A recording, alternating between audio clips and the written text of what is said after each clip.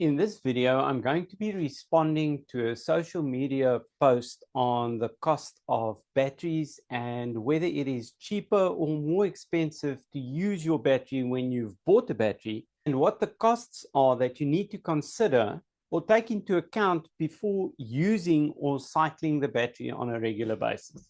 My name is Karel Balak, and I have been presenting energy-related training for the last probably about 12 to 15 odd years. When we look at batteries, there are a number of costs associated with battery ownership and battery use. So if we have the battery, we have the actual cost of the battery. Let's say in this case it's 17,000 Rand, just a rough value, thumbsuck value for a 5 kilowatt hour battery. So we have the cost for buying the battery, we have the cost of charging the battery, we have the cost of discharging the battery, and we have the cost of replacing the battery at the end of its life. The cost of charging the battery is going to be dependent on what it is you are going to use to recharge the battery with. Over here, we can look at a diesel genset. We can look at the possibility of charging from the grid, or we can charge from solar. The discharging cost of a battery is normally a calculation that we have to do where we look at the cost of acquiring the battery divided by the throughput. So in this equation where we've got cost at the top and throughput at the bottom, we've got to understand how to look at those values. First of all, the cost aspect of it is fairly straightforward. That's going to be 17,000 Rand. The throughput value, however, is an expression of the energy in kilowatt hours multiplied by the depth of discharge, multiplied by the number of cycles, multiplied by the round trip efficiency. So we've got the kilowatt hours, the depth of discharge, the cycles, and the round trip efficiency. Kilowatt hours would be the kilowatt hours of the battery. In this case, that would be 5 kilowatt hours. Depth of discharge would be, and this is where you have to be really careful with depth of discharge and number of cycles, because the depth of discharge, if I look at social media posts, there are lots of installers that have set the depth of discharge to go down to 10% or 15%. You should have a look at your warranty conditions, because in many cases, the warranty conditions will determine the depth of discharge level. So if your depth of discharge level is set to a specific percentage, you have to stick to that, because if you exceed those levels, you are going to lose the warranty on your battery. So depth of discharge, extremely important. In this case, I'm going to use 80% depth of discharge. So I'm going to use a decimal value of 0.8. Number of cycles is an interesting value. And the number of cycles is not going to be what is written on the brochure of the batteries, because the guys who do the marketing for batteries often are not the same guys who do the engineering for the battery. So you'll find in many cases that the number of cycles on the marketing material is different to the number of cycles in the warranty document. So again, we're coming back to the warranty document. So you have to go and look and see what the warranty document tells you the number of cycles are that you would be able to expect from the battery that you've just purchased. If a battery comes with a 10-year warranty, there are two types of warranties.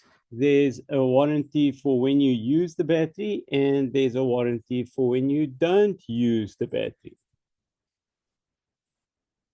Similar to the warranties in vehicles. So when I don't use the battery, I get a 10-year warranty.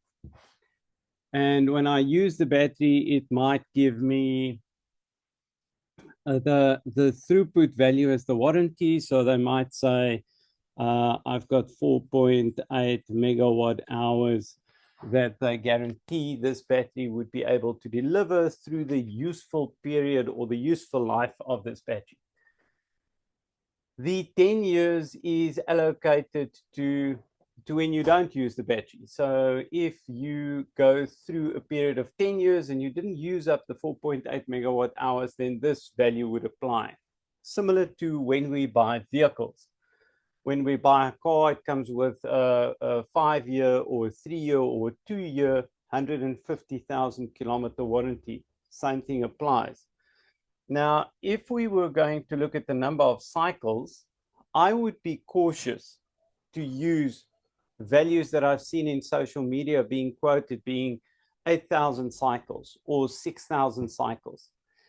It's unrealistic. There are manufacturers that have allocated values, unlimited cycles to their batteries. Batteries don't work in unlimited cycles. Everything has a limited life.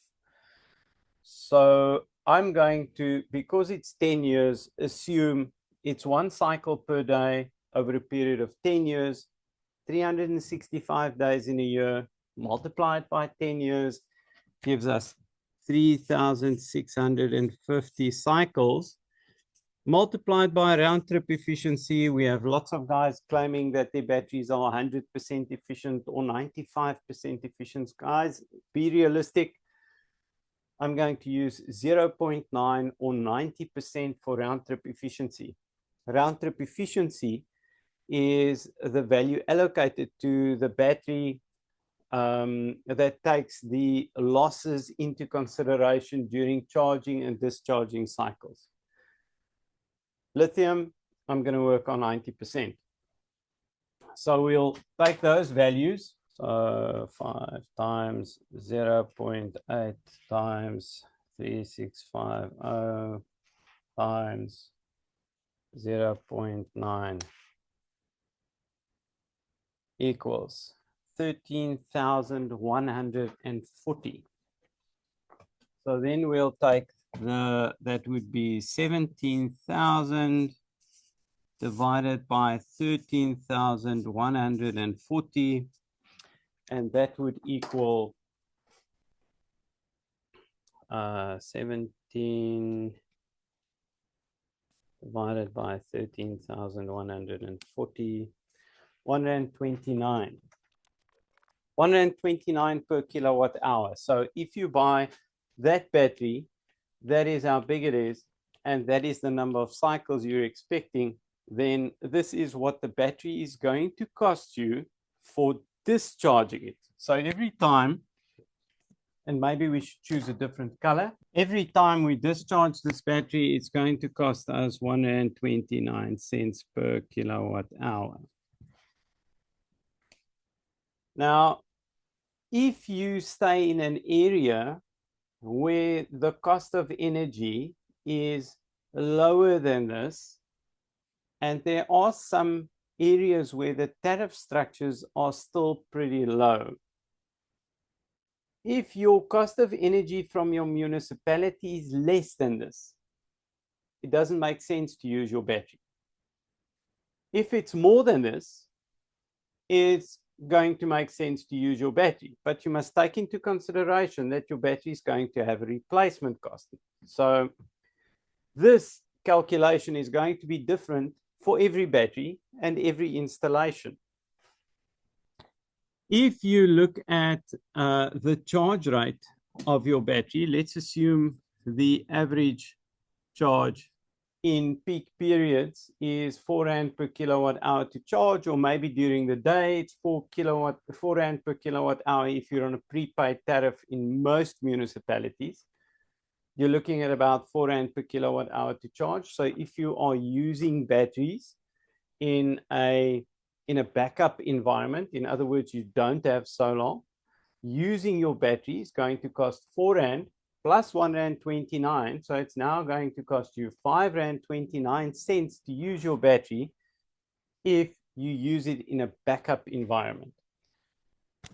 Where we have a solar system providing power into our battery, the solar system works on something called the levelized cost of energy. When we look at the levelized cost of energy for a commercial system, we could easily sit below 1 Rand per kilowatt hour. So I'm going to say 80 cents, less than 80 cents per kilowatt hour. Or if we look at a residential installation, guys, and again, the type of formula we have over here is going to be similar for the levelized cost of energy for solar PV system. For residential environment, we're going to have different numbers that we plug into it. But what we are looking at over here for residential system, probably in the region of about 1 Rand 50 and upwards. The reason why it's 1 Rand 50 is because a residential installation is significantly smaller. So you lose the volume of installation, the cost of installation that would be coming down per kilowatt on commercial systems. You lose that benefit when you start going into smaller installations. So it's more expensive doing a small installation compared to doing a big installation. So in residential installations, you could easily look at about 1 Rand 50 per kilowatt hour to charge your battery. So when we have a solar PV system, we now look at 1 Rand 50 plus 1 Rand 29 to use your battery. So it's going to be more value for money to use the energy or the power coming from the solar system to heat your geysers, run all your loads during the day, and try and, as far as I'm concerned, not use the battery because there's an additional cost to using the battery. You have to have a look at your tariff structure. You cannot just assume that your battery is going to be cheaper to use in the evenings than using municipal supply. If you're on a prepaid system, that's going to be obvious. It's going to be easy to calculate, and it's going to be easy to see what you are paying in cost per kilowatt hour. But in any other environment, you have to look at your bills. You have to understand what it is you're busy paying in order to understand whether it is cheaper to use your batteries. That brings this discussion to an end. I hope you guys have enjoyed the video. Thank you very much for watching. If you've enjoyed the information, like and subscribe. We've got a video coming up on power factor correction. And power factor correction, if you've got a 3-phase installation, power factor correction might be the reason why you are not saving on energy. Thanks for watching.